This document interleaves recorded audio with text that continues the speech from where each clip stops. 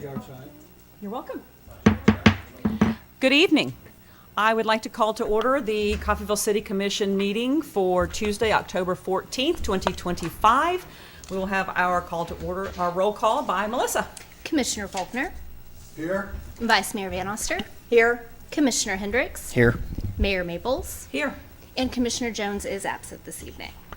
All right, and we will now have our invocation by Pastor Judy Mustaine of Life Point Church, Convergence Church. That's all. Please stand. Father, we thank you for this city. I thank you for those that you have chosen to lead this city.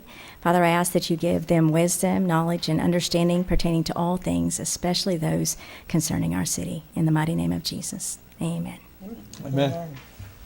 I pledge allegiance to the flag of the United States of America and to the republic for which it stands, one nation, under God, indivisible, with liberty and justice for all. Thank you. All right, we will now have a review of our agenda. First, the consent agenda, the City Commission meeting minutes for Tuesday, September 23rd, 2025. Number 2, authorization to enter an agreement and acceptance of the Southern Star Gas Pipeline Transportation Service Agreement under rate schedule FTS for a period commencing November 1st, 2025 through March 31st, 2026. And then we have action to appoint Ben Brubaker as Director 2 to the KMEA Board of Directors, serving to April 30th, 2026. And then our 2025 appropriation ordinance number AO-25-19 in the amount of $2,387,687.52. Okay. I have some things to break out on the appropriation ordinance. First of all, it has increased by $3,955, and I'll explain that in a little bit. It's a little bit different from when it went out.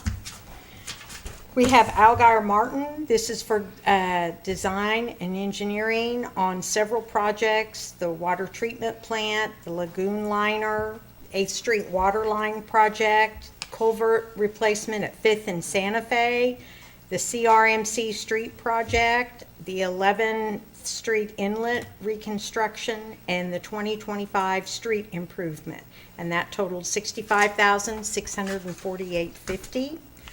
We have Annixter. This mainly pertains to substation improvements and lamps and street lighting, I believe, on the grant that we received, $109,062.68. We have BG Consultants. This is for design and engineering also. The 100 acres pay application for going over that, number 8 of $48.95, and then the Gibson Street replat project pay estimate number 5 of $5,850, and then the one that was added to that was for the York building that has been completed. This is pay estimate number 9 for $3,955 for a total of a little over $13,000. Border States Electric Supply, these are for substation improvements for the most part, $23,569.21. Chubb, if you will remember, a couple of weeks ago, we had a meeting about our power plant insurance, and this was for $213,762. We have our sales tax distribution for Coffeyville Regional Medical Center, $89,448. Commercial Bank, this is for the fire truck that we have we purchased and been paying on since 2018. That is almost complete. We are right now paying $30,023.18. That includes the loan principal and the interest.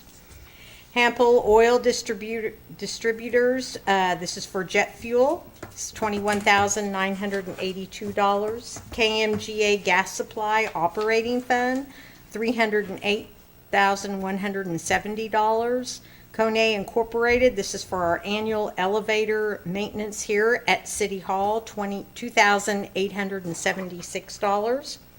Our payment for the fourth quarter to our library treasurer, this is the, like I said, the fourth quarter distribution, $36,112.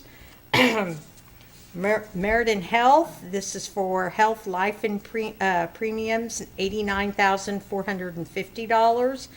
Then Meriden Health again, this is for health claims paid, $83,871. Mid-American Court Works, this is for pay estimate number 4 on the tennis courts at LeClaire, $32,400.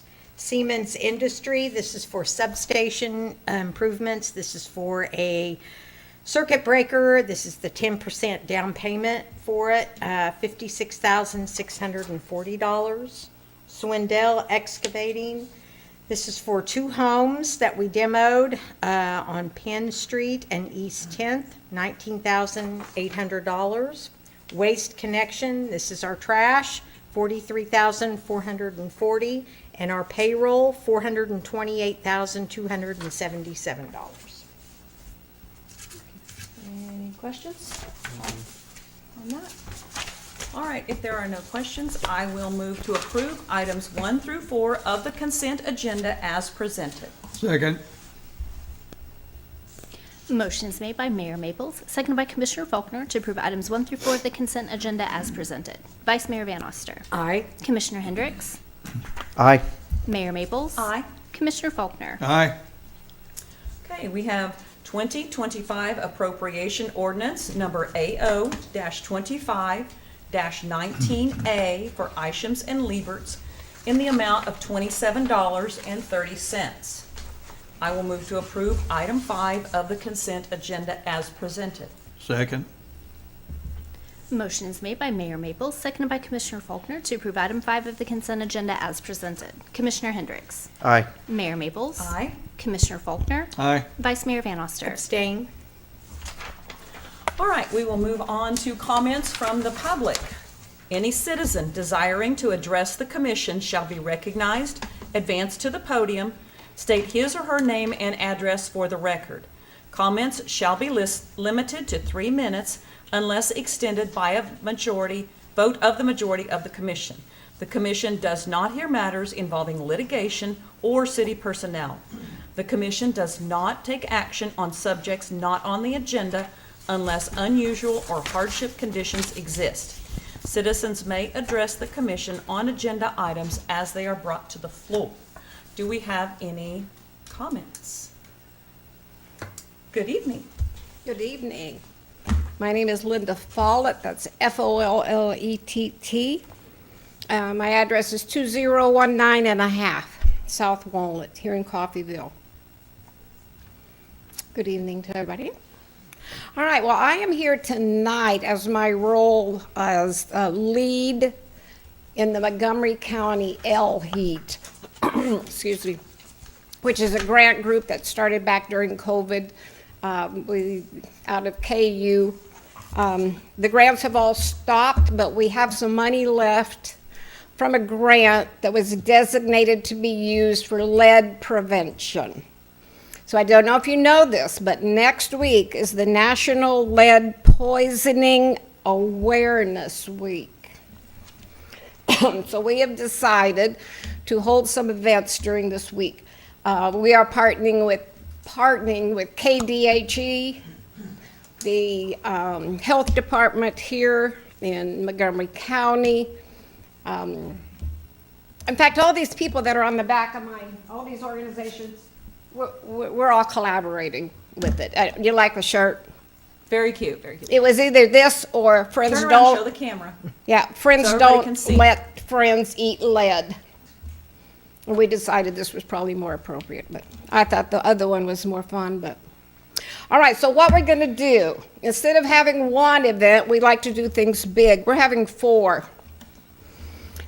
These events, I'm gonna give you the days and times real quickly. The first one is Tuesday, October 21st in Caney at the Rec Center. All of these start at 6 o'clock. Thursday, October 23rd, we'll be here in Coffeyville at the Rec Center. Tuesday, October 28th, we'll be in Independence at the Civic Center and Memorial Hall.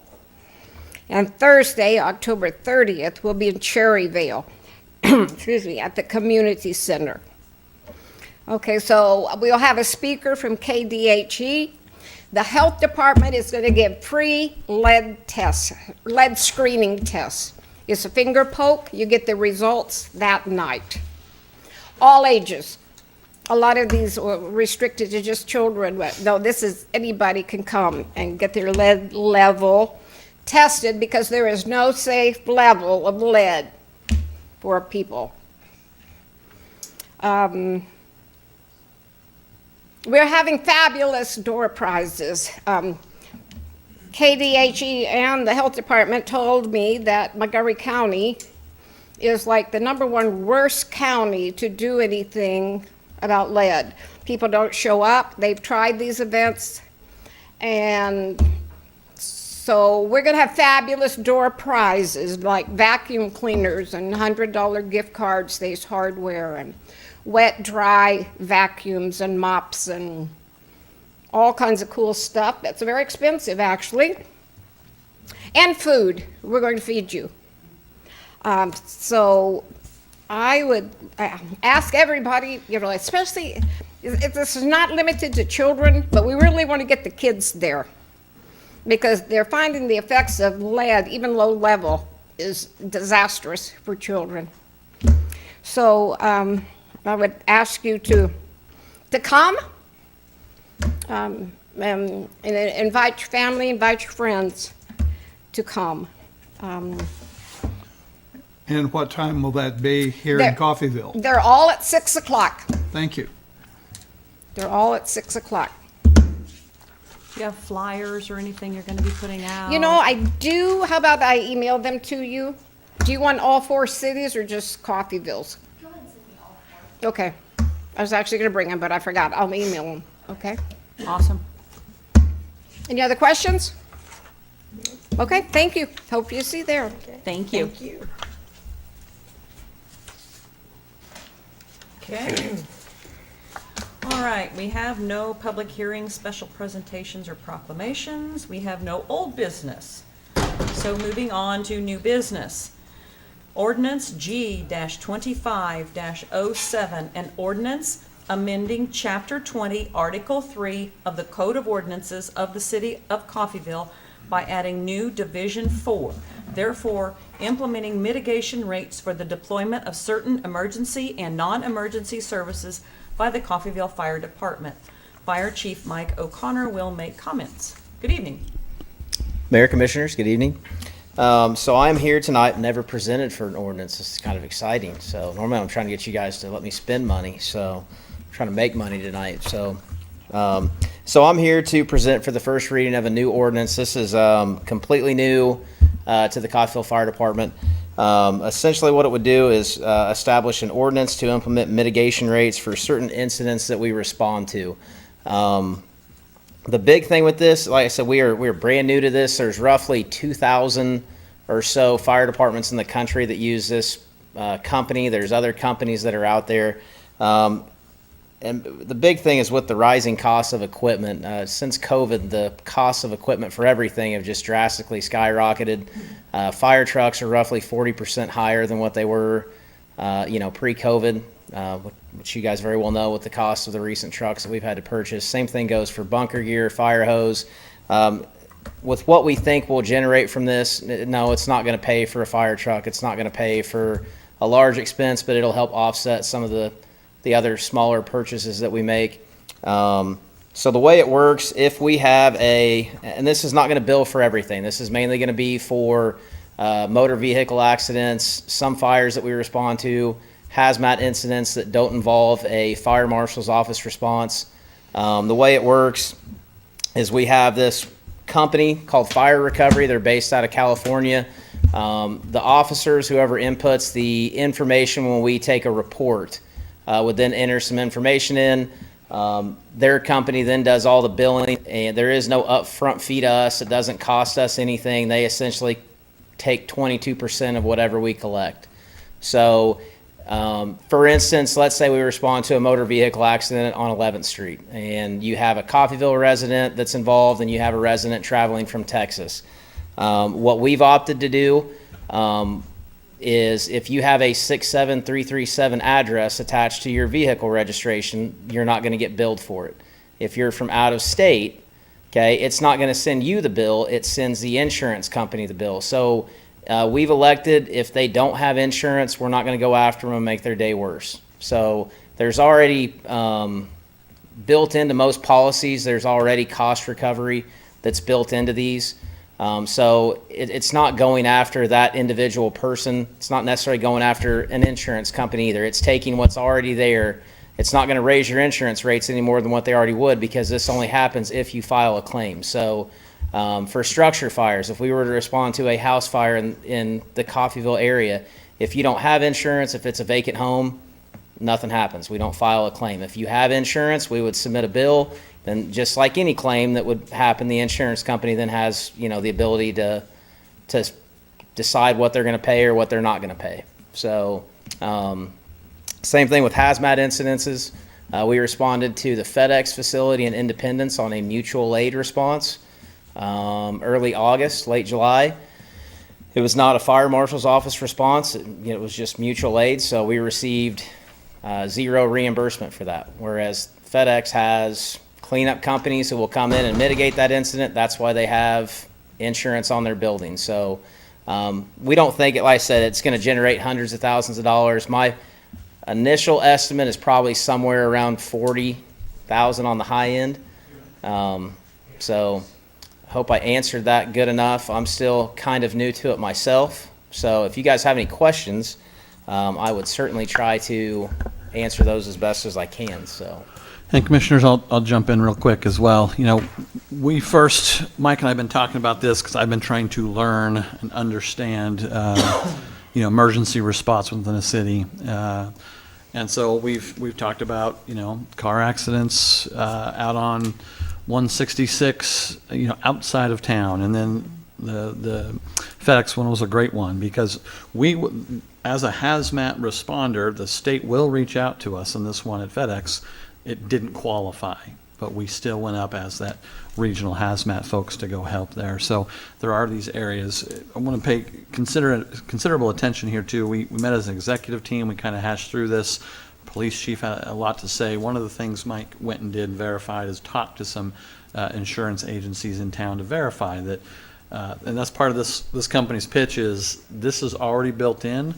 You as residents are already paying this, and if emergency response is not going after that money that people are paying that's set aside for that is just going to those insurance companies. So I want to say that both Mike and Quinn are initially hesitant. Their role is to not think about costs or anything else and respond to emergencies. And so there was a lot of put into this, a lot of questioning from their side to verify, and I don't want to put words in Mike's mouth, but I think we've got to a point where we're comfortable with the way we've put this forward. That next piece then, which I shouldn't smile about this, but commissioners have asked us about out-of-state plates all the time. So what we're saying, and you correct me if I'm wrong, if you're living in Coffeyville, but your vehicle is registered in Oklahoma, because you're getting your plates down there, you're going to get a bill for that accident in these caveats, if you have the insurance and those things. So kind of an interesting twist on, we've had a difficult time deciding what to do with out-of-state plates. This is something that there's a reward when you are registered in this area. And, big thing too is, like I said, you're not going to get a bill. We're not going to send a bill to your house from the city of Coffeyville. It's only if you file an insurance claim or if you have insurance. And this is you're already paying for. If you file a claim, you're paying regardless if the fire department bills for their services or not. So again, it's not going after that individual person to make their day worse. We're simply going to be billing that insurance company. If you look at it like this, if your house is insured for $400,000 and you have the unfortunate event where you have a fire in your kitchen, we respond, we put the fire out, we limit the damage to $50,000, right? You file a claim, we save the insurance company $350,000 because they're not having to pay for a complete, rebuild of your home. So again, it's only if you file a claim. If we go to your house because you had a small fire and you say, hey, this is not going to meet my deductible, I'm not even filing it, they don't get a bill, you don't get a bill. So So do you have to follow up with people to see nope. if they So filed a- with this fire recovery, they do all of that. They take care of all the billing. If they do submit to the billing company and they decide that, hey, we're not paying it, then this fire recovery team, they have their own built-in collections service and company with them that can then go after those costs. So as far as the billing goes, for right now, we've decided, this is worth the 22% fee that we'll pay, or not pay, but that they'll take out for doing their work. So Commission. Well, but what's left is more than we've been getting before. we've got nothing. Right. So we're even if they take 22%, that's still. and a I mean, plus. like I said, everything is just so expensive. I Mm-hmm. mean, for us to buy a new set of extrication tools, it's roughly $50,000 for 3 tools. Absorbent, material costs, chemical protective suits that our guys have to wear if they go into a hazmat incident. None of that's billed, none of that's paid. And that's what those businesses have. That's what FedEx has built in to their, commercial insurance. They have recovery costs and things like that built in, and we're simply just not, taking advantage of that. So So in the last year, your estimates are based on, say, the last year or two, So- what you would have collected? and we looked into this when Kenny Ward was the fire chief, so that would have been 2021, 2022. I saw the estimates for it, and I think the numbers were a little higher than what they probably are. But I would say we probably roughly respond to probably somewhere between 50 to 75 vehicle accidents every year, probably half a dozen hazmats, technical rescues, things like that. And then so it just depends on what we do at that particular incident, how in depth we go. But probably, if I had to guess, I'm thinking probably somewhere between $30,000 to $60,000 is what we might be able to and that's after the 22% that the company takes out. So, Is most of your hazmat responses out of the city limits, since you're the regional? most team? of them are, and we have a few that we go to. And this is not, we're not going to send a bill to Casey's when somebody overfills their gas tank and we go put absorbent down. I mean, this would be something that, again, takes substantial response from us. The FedEx incident's a perfect example, being that it's a neighboring community. The fire marshal's office decided, hey, it's not a big enough quantity of acid to where we think it elicits a full response from a state hazmat team. You guys are 15 miles away. If you want to go take care of it as a mutual aid, go for it. So that's what we did. And based off our fee schedule, I mean, we could have, billed for roughly around probably $4,000. That again does not go to FedEx necessarily. It goes to their insurance. Well, they're already paying that because they had to bring in a mitigation company that came in and cleaned that acid spill up. So their insurance was already paying for that. They just didn't pay for the emergency response that came out. Because essentially what we do as a hazmat team is we go mitigate the incident. If that's a valve that's leaking, if that's a spill, we'll put something on it to mitigate the leak, to stop it from being more of a hazard, and then it's the party's responsibility to have somebody come in and clean it up. We're not a cleanup team. So again, like I said, they already paid, their insurance already paid for that company to come out and clean that spill up. They just got off the hook, more or less, for lack of a better term, for the emergency response. So, and I verified with the fire marshal's office to make sure there would be no issue with us being a regional hazmat team. And it would basically be, if we were to respond for a regional hazmat spill, it could be on Highway 169 north of Cherryville, we wouldn't bill for that because we're billing separately for the fire marshal's office response. So this is mainly going to be stuff that happens close to home that we go to. So, which is very similar to if you call an ambulance, right? I mean, you pay a medical bill that if you have Medicare or Medicaid, they bill for that. It's just fire departments traditionally have not done it. So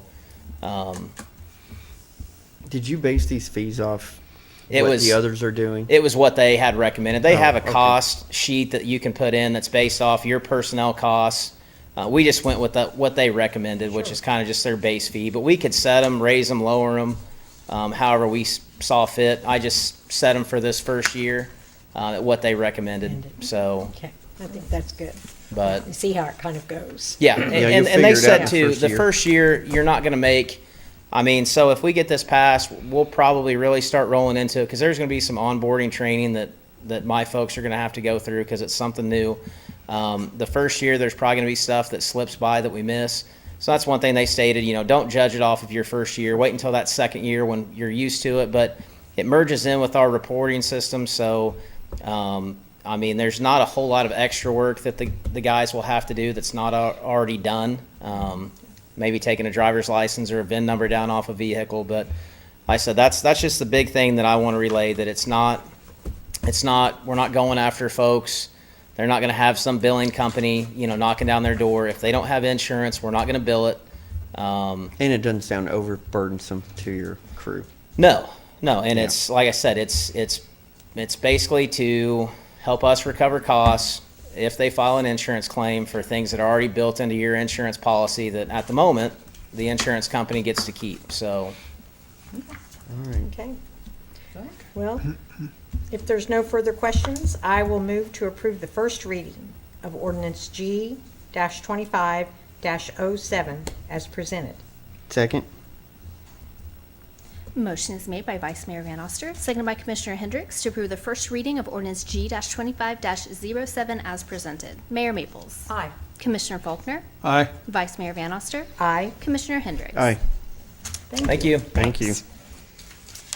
Okay, now, Resolution R-25-105, a resolution to approve a quote from Huber and Associates to replace the City of Coffeyville firewall. Director of IT, Ray Hines, will make comments.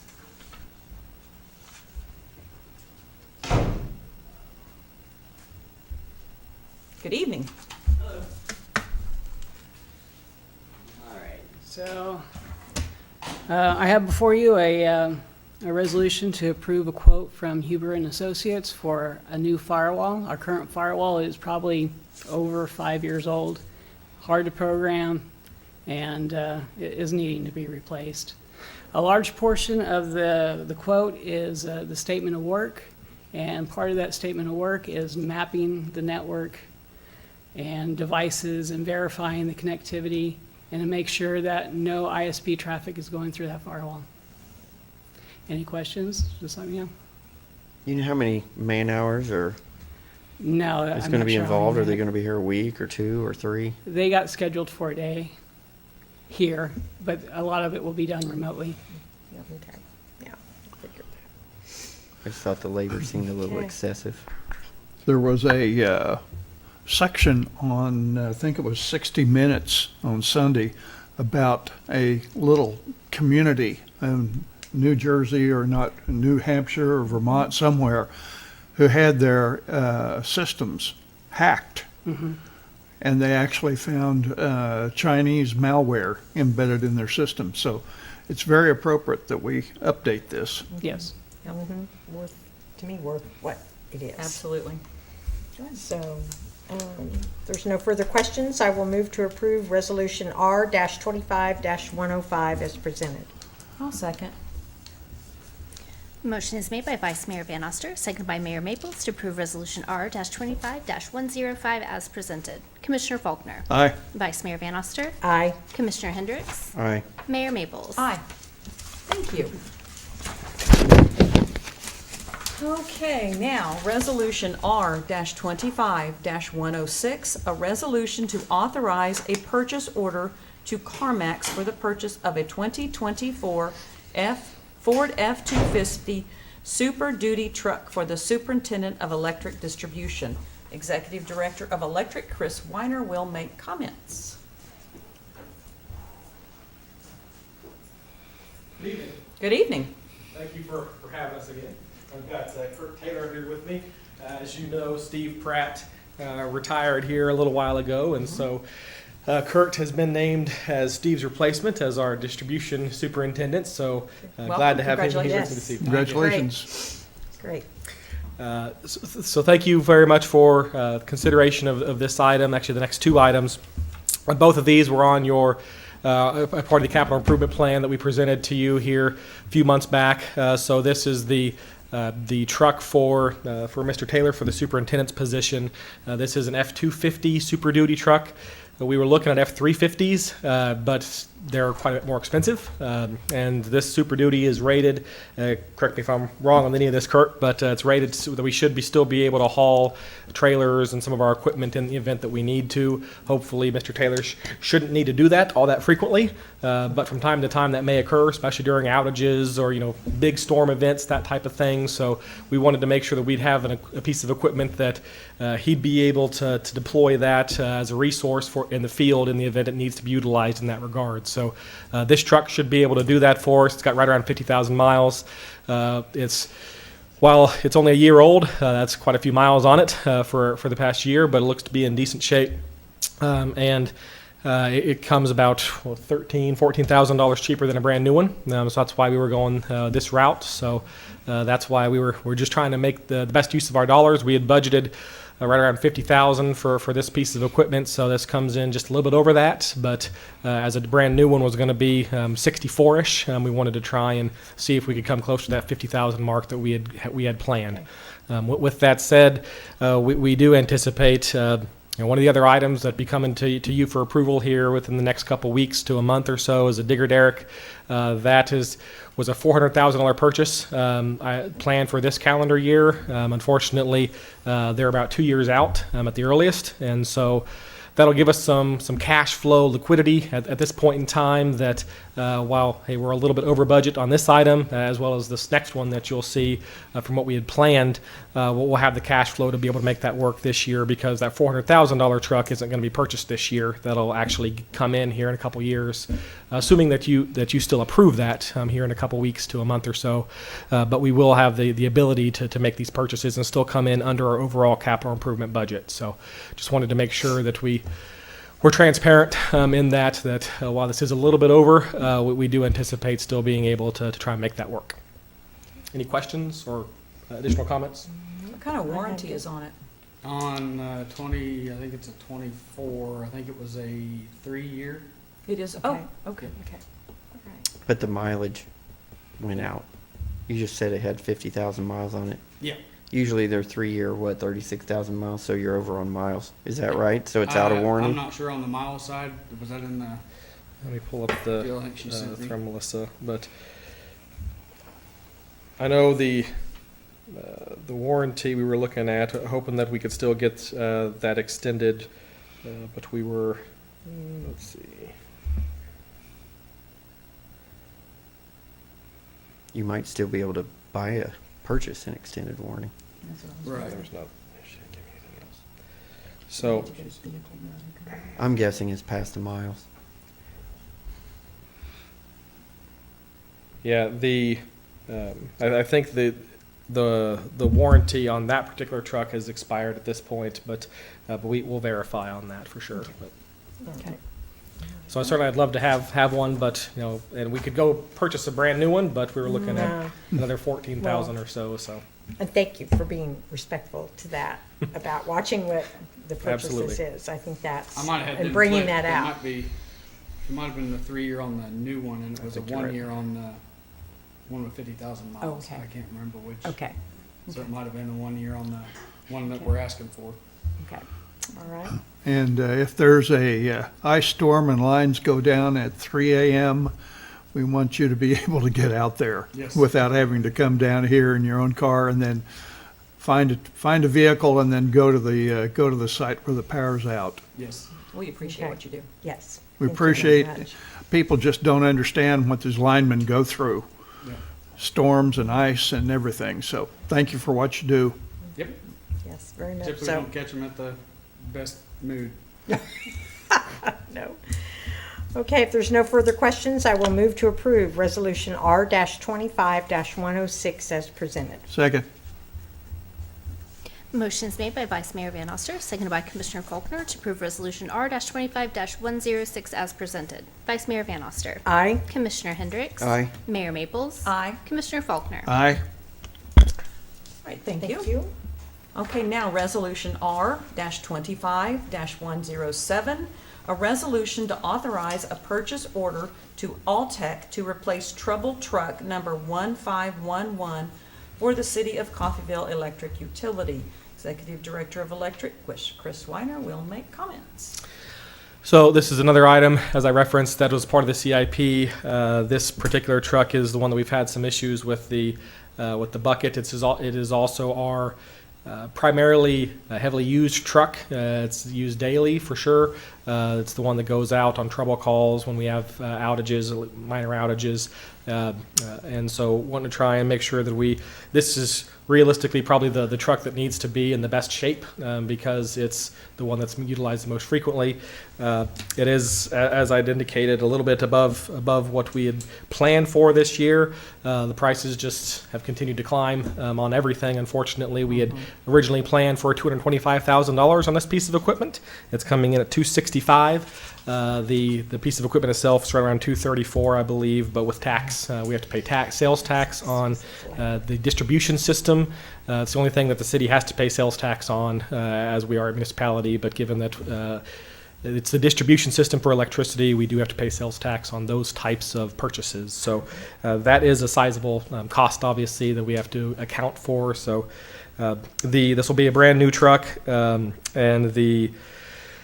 it should be something that'll be a workhorse for us for quite a while. So excited about getting this piece of equipment and being able to make sure we're able to outfit our crews accordingly. We need to get, I think this is one of our newer trucks actually, and it's a 2016, but that's still almost a decade old, and these trucks typically have a service life of a decade. And so we've got a lot of much older trucks that we need to try and get replaced, but as this one's got the bucket issue, we want to try and make sure that our people are safe and make sure that we're able to, as well, since it's the most heavily used, try and get it replaced here quickly. So Well, it sounds like you're spending quite a bit of money on maintenance too, which is not, we are. so replacing it would be a good idea. Does the Absolutely. current truck have any resale value? Or trade-in or sell to somebody else value? So our intent is to, we're looking into, Kurt's been looking into the possibility of trying to replace the bucket or make repairs to the bucket, because as it is still one of our newer vehicles, that we'll be able to hopefully, if we can make repairs to the bucket, be able to essentially keep it and swap it out with one of our much older vehicles, and then be able to sell one of those older vehicles or trade that out, swap that out. Our fiber utility is struggling with their buckets that they have available to them. Here earlier here a couple months ago, they were working off of ladders is all they had because we didn't have a bucket truck that was If anything, operational. it'd be a good spare. So absolutely, Okay. we're looking at either utilizing it as a spare within the electric utility or the fiber utility, or potentially swapping it out and selling off something else. But we definitely will utilize it in some way or make some money off of it. Okay. So Well, that sounds good. Okay, well, if there's no other questions, I will move to approve Resolution R-25-107 as presented. I'll second. Motion is made by Mayor Maples, seconded by Vice Mayor Van Oster to approve Resolution R-25-107 as presented. Commissioner Hendricks. Aye. Mayor Maples. Aye. Commissioner Faulkner. Aye. Vice Mayor Van Oster. Aye. thank you all. Thank you very Thank you. much. Thank you. All right, now, Resolution R-25-108, a resolution to authorize the submission of a grant application to the United States Environmental Protection Agency and commit matching funds for the Coffeyville Water Treatment Plant Electrical Service Replacement and Resiliency Project. Executive Director of Public Works, Jim Wright, will make comments. Good evening. Good evening, all. You've kind of hit on what it is. We're asking permission to apply to the EPA for a grant to replace the electrical at the water treatment plant. This includes replacing 2 transformers, switch gears, and adding a standby generator to make sure the plant can operate through storms and power outages. The total project cost is $954,500. The city's requested $763,600 through the EPA program, with $190,900 for the local match. What that is a 80-20. This will replace 2 pad-mounted transformers, install modern switchgear with automatic transfers, add standby generator and transfer switch, update the operating procedures, and train the plant operators. Currently, our system is what we had when it was installed 52 years ago. It is unsafe to use the switchgear, and we do not have a standby generator. So we would like permission to apply for the funding through the EPA. Okay. Do you have a date for the announcement of the award, yes or no, from the EPA? No. No. They don't have a date they're going to announce? Well, the design, I can tell you the scheduled design is going to be in early '26. Bidding will be in summer of '26, and construction will be in fall of '26 and through early 2027, if awarded. We're applying for the grant. I'm just asking when they say yes or no. No, and frankly, I don't think we've hit one that has been accurate when they've done that. There's so much turmoil right now on both the federal government and state because of that federal money that it's very difficult. We can probably see what's advertised. I don't have that in front of me and get that to you, but I wouldn't hold my breath on that date. Yeah, so my next question is if they say, Ben, if I'm not mistaken, I believe Amber said the EPA grants were done, they announce those quarterly. Don't hold my feet to the fire Okay. on that, but. so it's next gonna be at question, least if they say no, is this a wait till the next quarter, or what's our next plan? Now, this is part of our projects that we're talking about, along with our rate studies of what needs to be paid for. Yeah. So we're doing everything we can to find that money as well, but this is one of those projects that we have to move forward on. Right. So, My question, if they say no, do you just reapply the next quarter? you can keep doing that. We'll get feedback on those grants, especially at the Okay. federal level, on here's why, or here's how many people, here's what to do next time. So we can continue to apply until we just need to move forward. Okay, that's what I wanted to know. Sounds good. Okay, I will move to approve Resolution R-25-108 as presented. Second.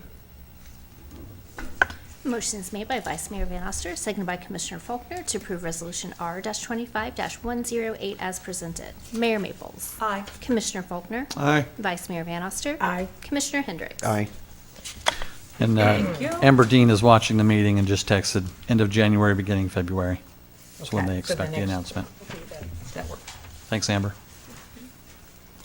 All right, now, Resolution R-25-109, a resolution to authorize submission of a game time playground grant application and approve the city's commitment to provide matching funds for the purchase and installation of new playground equipment at Feaster Park. Executive Director of Public Works, Jim Wright, will make comments. Well, we'd be asking for the authorization to submit the Game Time Playground Grant, but because of time constraints, we submitted the application, and we were notified earlier this week that we were approved.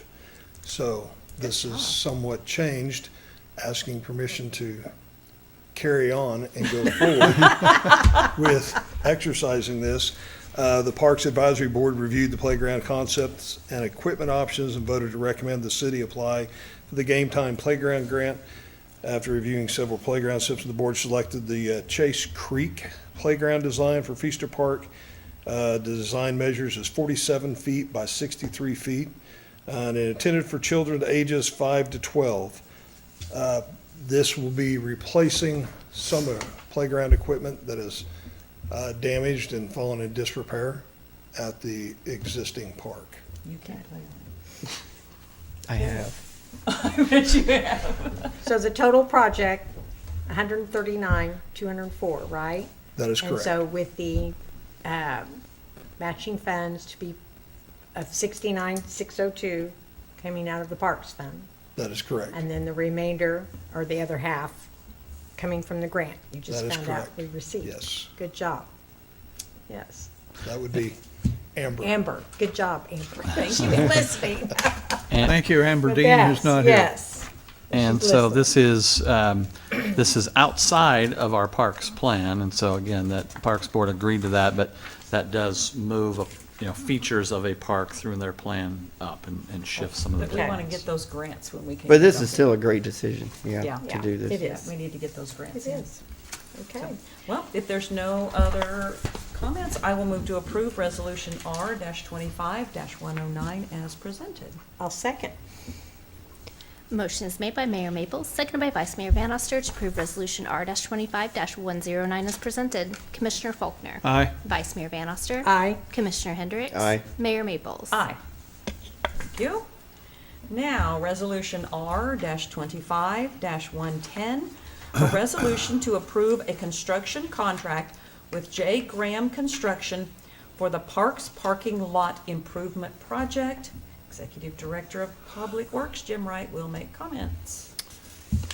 Okay, we opened up bids on October 2nd with 4 bidders responding. This is part of the city's park improvement plan, parking lots to be built at Sycamore and North Park. There were additives to the bids for 5 shelter pads for shade structures at North Park, also a half-court basketball at North Park. Good. And the cost was $293,244. We're recommending to go with the 2 parking lots along with the additives 1 and 2. We also received a bid on additive 3, which was the new parking lot at 11th and Walnut. And we are not recommending that we do that At this time. currently. How much more would that add? So it's about 182,000, I think. I know that's really small writing. It kind of I have the Zoom feature, you probably don't, but that additive 3, 11th and Walnut, low bid was 186. So a couple of thoughts on all of this. As you know, North Park, Sycamore Park, this is trying to get those parks complete that we've been behind on for the last 2 years. These are significant costs that go above what the intended plan was, and so that does have to, we do have to make adjustments there. It affects other years. Parks Board is aware of that. I believe we've received more money than anticipated too, so there is some buffer there. The reason we threw in, this is not a parks, and so that wouldn't be parks money, but we threw that in trying to find bids that would lower the costs for them to pick up and come. We've really debated this one hard. If you recall, probably a year ago, about this time, Commission was really pushing on code enforcement on Walnut, especially South Walnut. And so we went out and started engaging with those residents to encourage them to follow code and kind of clean up that part of town as you come into town. And we had several times when we go out there like, well, what about? So we do have an ordinance that can't have gravel parking lots. Now you can have a patch of gravel, but our ordinance says it can't be a parking lot. So that corner is city-owned, and if you recall, was filled with vehicles parking there. We went down, we notified the property owners in that area that there would no longer be parking there, and then we set out to look at, what would it take? We had Salvation Army especially come back and say, we really need that parking. At this point, our understanding is that the Salvation Army is actually leaving that location. They won't be, is that, everybody else read that too? Am I the only one? You haven't heard that? What? They're gonna be partnering with Genesis now? Oh, no. That's their just for the food pantry. That's just for they're not food food pantry. pantry. Yeah. They're No, not they're not vacating. leaving the location. That- Their they're food not leaving. pantry's This- going to the do food This, that. pantry's that combined. building remains. Okay. And other services. Yeah, Yeah. it's just the food pantry. Yeah. So we have this interesting dilemma. Does Commission want to spend Is that the one we'd recommend, the 186, if we were to move forward there? It would be part of the winning bid was the Yeah. 186,723. Yeah, of those other bids of who we are picking. So the dilemma there is, do we go spend 186,000 to pave that lot? You know, again, some of the businesses, and I've been watching, they have not been parking there. Carter's has an alleyway access, and they do have their vehicle out there. But others hadn't been parking there. Now, we can go in for a lot less than that and do a variety of things. You know, we can asphalt just a section for a few spaces. You know, Salvation Army does have a few spaces right behind their building, but just weren't comfortable with recommending $186,000 for that lot. But ultimately, we turn that over to commission for your decision. So that's why that's on there. Even though one's parks money, one would not be. Okay. And what about across the street? Across the street, we did not put in with this project. We weren't intending to make that a parking lot, but based on the feedback we got, we were applying for that grant to turn that into more community space. And based on the feedback from across the street, we haven't moved forward, and we've deployed that grant in other areas in town. Okay. Okay, All right. all right. Okay. And the Parks Board is good with this parking lot and getting is this then now the completion of these two parks? I think North Park, there's still a few things they're finishing up. Is that correct? I believe Outside of the parking lot? the parking lot, well, the pads and the shelters and then the basketball court. That Yeah, would- so that would Those, complete. those three things We'll will get complete. this. So then we will have two of the parks completely done Yes. after this. This. Correct. Okay. Yep.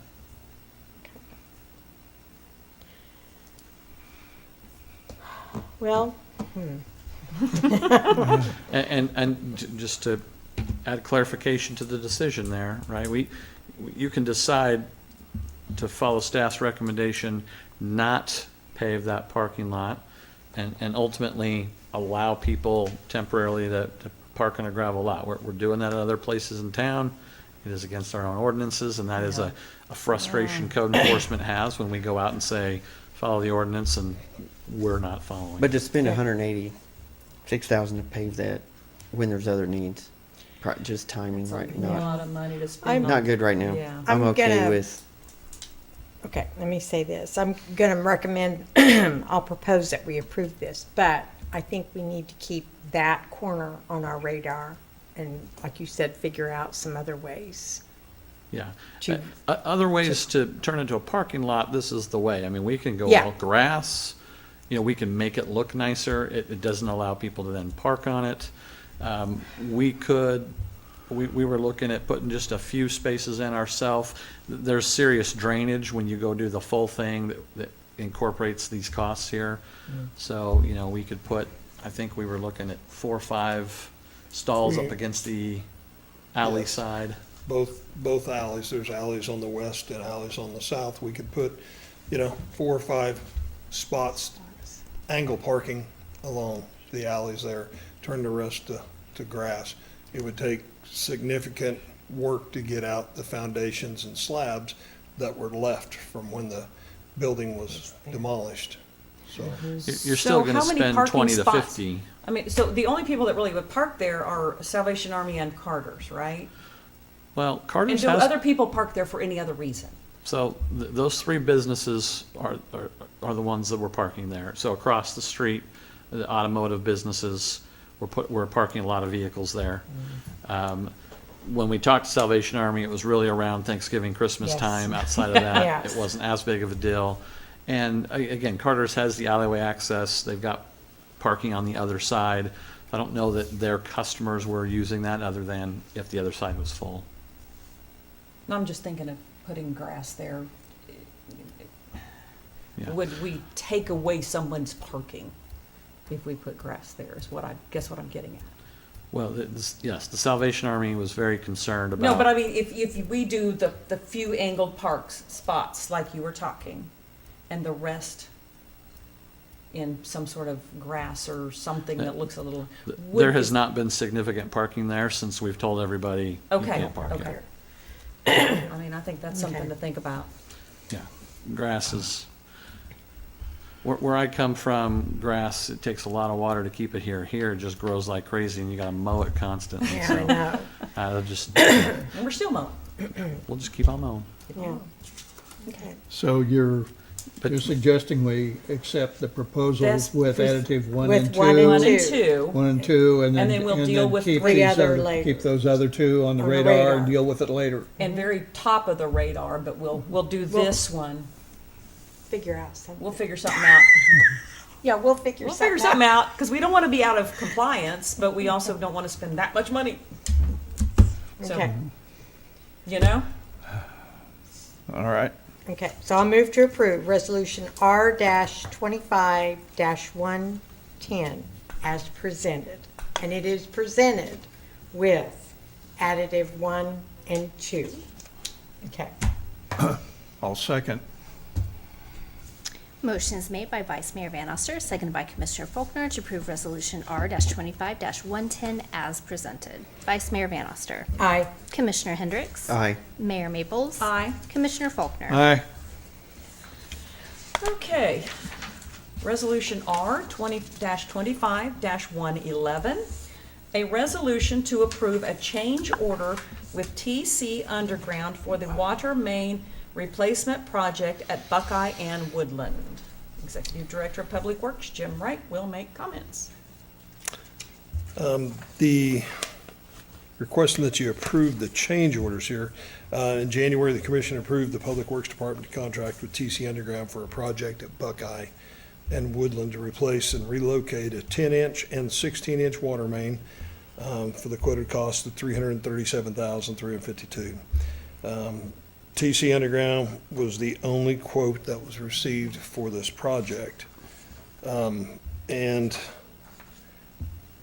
the change order is, there's a couple of decreases, but there's several increases, and based on the actual footage of the bore, the actual footage of the pipe was changed. The decrease on a valve, we had them quote 2, but they only used 1. The trench and install the 10-inch PVC, that distance changed because of the walking trail went in between the time it was quoted and where they actually got to it. We've extended it to the west of the basketball court to set up their drilling rig so it wouldn't have to be inside on the basketball courts. That was part of it. They also had to bore the sidewalk there. And the main one was he had left off the cost of the pipe on the 10-inch for 760 feet, which a total cost of $30,780. So that brings the total cost of the change order to $47,766.50. I see one section, 40 to 60 feet there. It's on the 16-inch. It's PVC. That is correct. Is that correct? From 40 to 60 feet, yes. All right. I'm unfamiliar with that designation, C900DR18. What does that tell me? That tells you it's PVC. It's a schedule. I can't tell you what schedule it is. The C900 is the green plastic pipe you see around that everybody uses for water lines. Some people use it for culverts if they have it left over, but it's a PVC hard plastic. It's got gaskets belled in and with a gasket on one end and a tapered on the other end that they slide together. Okay, is that underneath any roadway? No, that would be outside the roadway is where it was used probably. I would assume it's for the connections on either end of All where right. the And pipe was bored. what's the projected, or do we even know what the life is of a piece of pipe like that? That is the industry standard they're using now. That is the best we can use besides the HDPE, which is welded together, and it's a harder plastic, and then that's what is bored and then drugged back through the hole. Okay, all right. So those Thank are you. the two standard ones that we use. They're the best that we can get All right. right now. I think my primary concern on that was that there will not be any traffic going over the top of it. It's not under a roadway. No, it is not. Okay, thank you.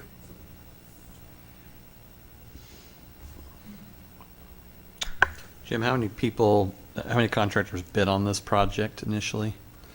We had none. This You is the know. only one we were able to get a price from. All right. There's no further questions? Then I will move to approve Resolution R-25-111 as presented. Second. Motion is made by Vice Mayor Van Oster, seconded by Commissioner Faulkner to approve Resolution R-25-111 as presented. Commissioner Hendricks. Aye. Mayor Maples. Aye. Commissioner Faulkner. Aye. Vice Mayor Van Oster. Aye. Thank you.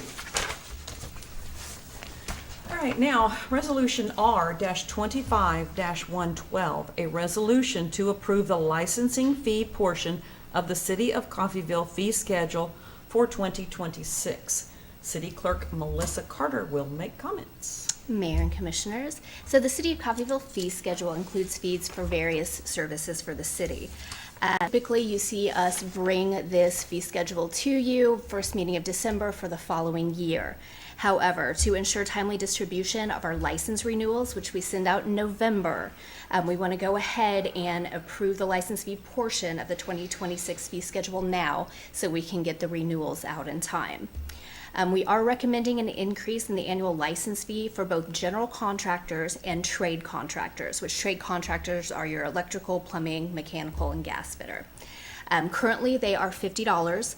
We would like to increase this to $100. I know this seems kind of steep, but we have not adjusted these fees since 2012. Oh, goodness. Before that, they were $25. In 2012, they were up to $50, and here we are 13 years later, still at $50. This will help, so they haven't been adjusted despite increasing administrative and inspection-related cost. Also to note, Coffeyville does not, and we will continue not to charge permit fees to contractors. This proposed license fee increase will help offset the administrative time involved in the processing the permits and support the building officials' time spent conducting the inspections. It allows us to maintain the quality of service expected by our community without passing the cost to permit applicants. Our building official did survey comparable communities and found that contractor license fees typically range from $100 to $400. Additionally, he reached out to local contractors regarding the proposed increase, and that resulted in no objections or concerns. In addition to the general contractor and trade contractor fee adjustment, there's also a few other changes. We'd like to remove the sign business license. This is actually covered under our general contractor license. There's a list on the general contractor license of the work that they do, and the sign business is on there, so that just needs to be removed. Also, the residential wireman license has not been in use for a few years, so we would like to remove that. Also, we would like to eliminate the master contractor license, which is also known as a one-person operation license. What our inspectors have been finding is that individuals holding this license often have additional employees working under them who are not individually licensed. In 2025, we only had 13 of these master/contractor licenses. So under this change, those businesses would be required to obtain their trades contractor license and then ensure that all the individuals performing the work will have their individual license as either master, journeyman, or apprentice. The last change would be the removal of the $25 state stamp fee for the cereal malt beverage license. With the new process from the Kansas Department of Revenue, applicants now send that $25 stamp fee into the state with their application before they bring it to us. So it is no longer necessary to charge them that $25 fee. And I'd be happy to answer any questions you have. Looks like it's simplified a little bit this way. Yeah. Well, Okay. there are no, you have any questions? Nope. Okay, Go ahead. I will move to approve Resolution R-25-112 as presented. I'll second. Motion is made by Mayor Maples, seconded by Vice Mayor Van Oster to approve Resolution R-25-112 as presented. Mayor Maples. Aye. Commissioner Faulkner. Aye. Vice Mayor Van Oster. Aye. Commissioner Hendricks. Aye. All right, city managers report. Thank you. Do you want to mention anything about transportation? Yes, so you notice in your packets under the reports, I included a letter from CCAP on the Yes. general transportation. If you guys have had time to look at that, they are actually having to suspend services as of November 1st because they are lacking the funding. And it looks like, let's see, to continue to pick up November 1st to continue through their June 30th, 2026. They are needing $27,000 to continue that service. And then we recently approved $5,000 for the 26 to 27 year. And so far, we are the only ones who've contributed, leaving that as $35,000 to come up with. So where does our funding normally come from besides like the 5,000 that we give? They, on the first one that we did in the 24 to 25 year, I believe Independence, the county, and I don't remember if Cherryville or Caney had put any in there. So, I mean, you will see, I mean, ridership by town location, Coffeyville does have 61.5% in the county. So I just wanted to bring this to your attention. Casey Brown, who came and spoke last time, he was not able to make the meeting tonight.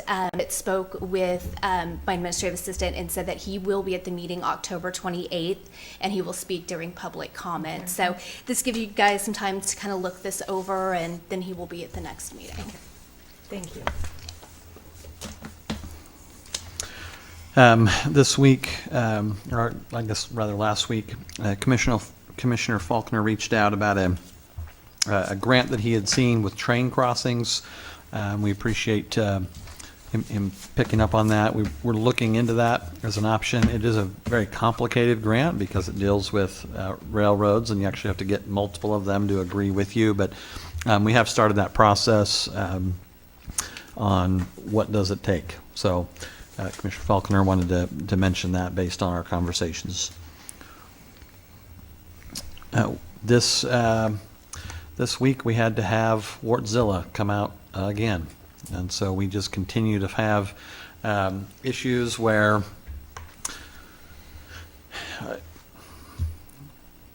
really it comes down to we did it on the cheap back when we picked all this up. So we're coming up on quotes that we didn't plan for on updated technology, what their requirements are.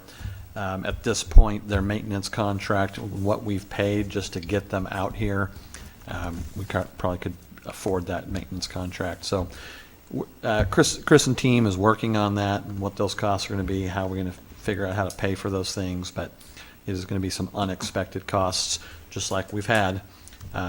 We're just getting to that point in the age of the software side is really what we're talking about, that it's just not meeting the standards we need. So they came out, resolved it in shorter time we anticipated. I had signed off on about $20,000. I think that was going to cover 3 days, and it took 1 day. Chris, was that right? So it is a little bit lower, but just wanted to keep saying that out loud. We can continue to find some issues there and are going to need to do something different moving forward. It probably pays to note the incident that happened CRNF over the weekend. Of course, emergency services was very active in that. We had police that came out and helped with traffic.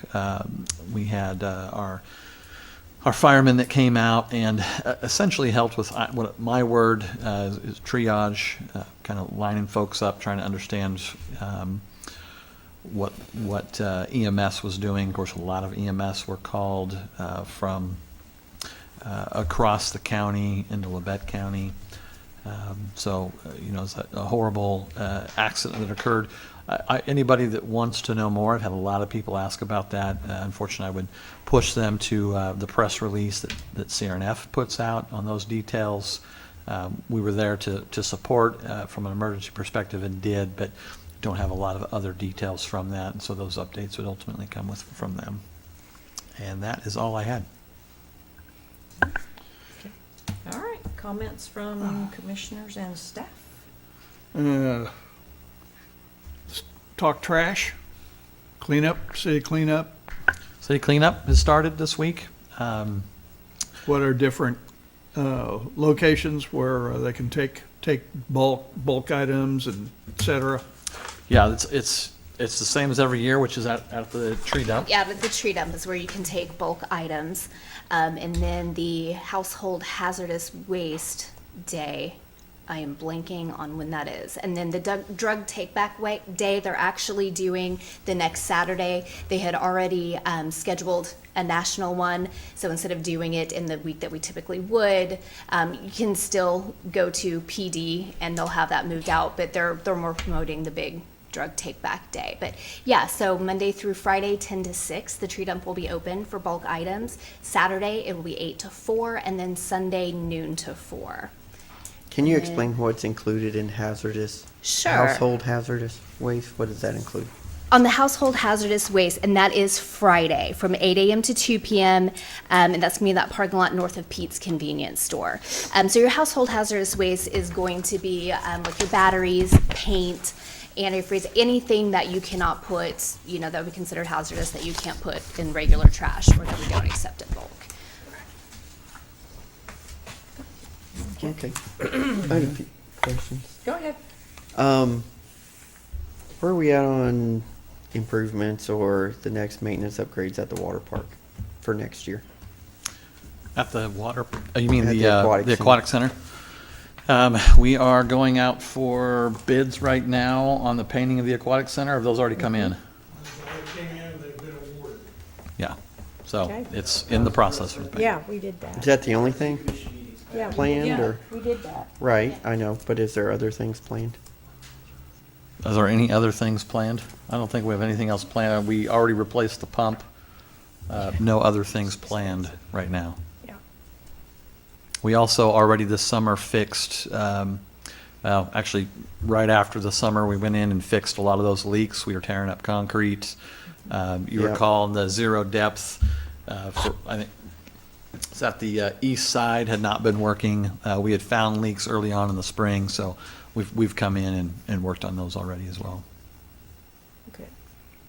I will be sending an email. We'll have to have further conversations on how we're utilizing the maintenance portion, the bathroom portion, and the overall parks plan. I sent one email out. I needed to give you more detail. Had a meeting this morning with that group, kind of walking through our conversations with the Parks Board, how we're moving forward, what's coming up, and I'll try to put those in an email format so we can have Okay. deeper conversation on all that. I'm only asking about, those are the major things, but at the aquatic center, at least on the south side of the building, needs painting, a lot of paint peeling, a lot of lights were out, Yeah. not working, things like that. Yeah, so as far as big projects, nothing, but we've got a parks crew. Those things are on our list across the city on lights, painting, cleaning. They'll be doing a lot of that work as they can, weather permitted, through the winter. But yes, those projects the maintenance projects are on the list of our parks. Okay, and then next was, and I'm asking because I can't remember, when is the rest of the street projects around the hospital to the west? You want to come give an update on street projects, Jim?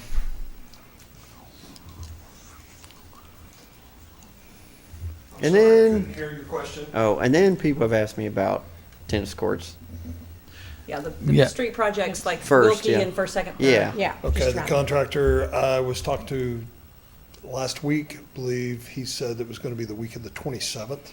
They were going to be in there to start because we have the same contractors and subcontractors working on other projects at the same time. So I believe they were working on the parking lot at the tennis court, also on 7th Street, on West 7th Street. Also, you guys approved realigning the Woodland and Buckeye. They will be working on that as well.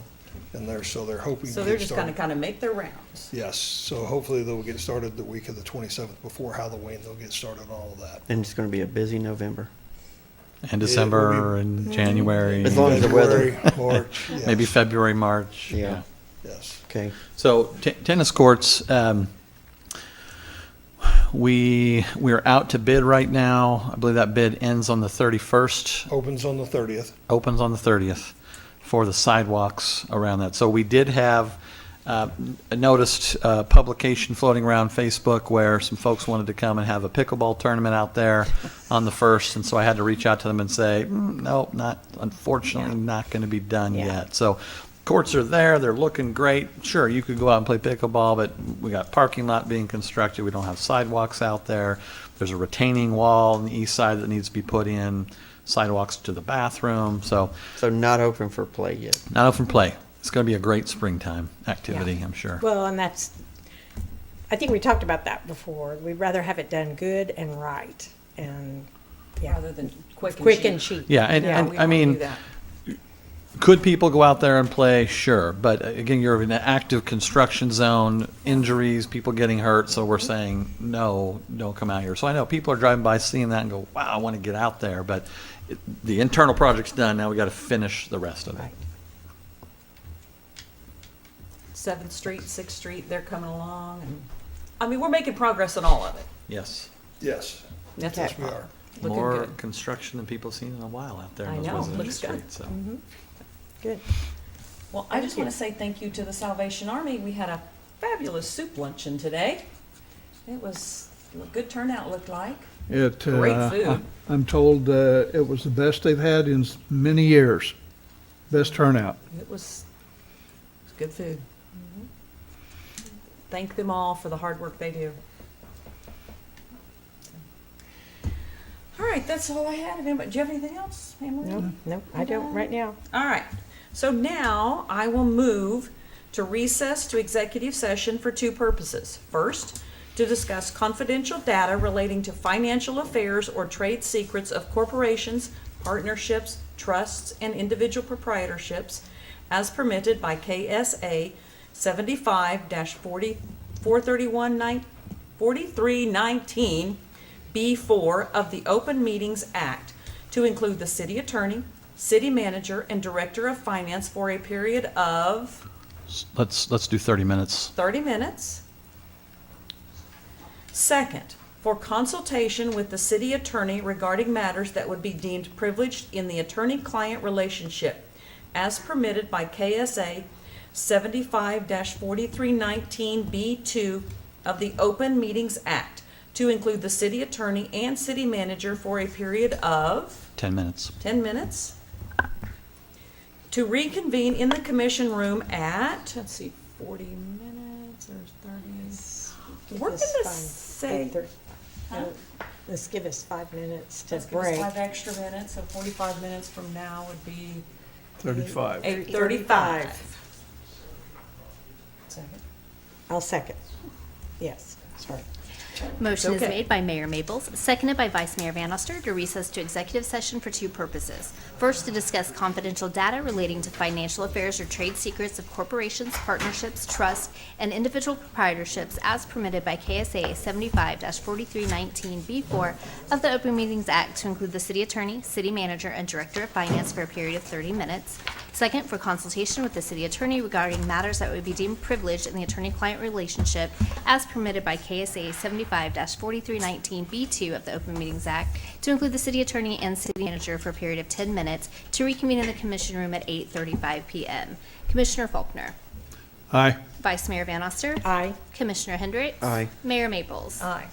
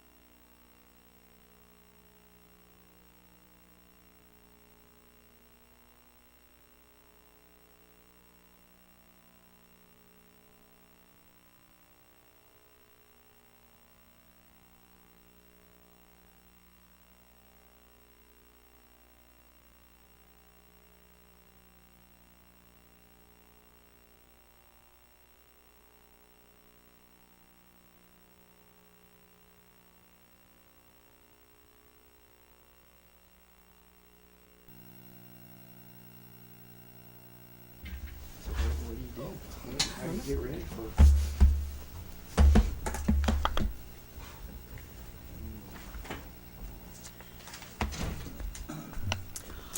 All right, we will reconvene with no action taken at this time, and I will make a motion to adjourn. And I'll second it. Motion is made by Mayor Mabel, seconded by Vice Mayor Bannister to adjourn. Can I see a show of hands? Thank you. Thank you.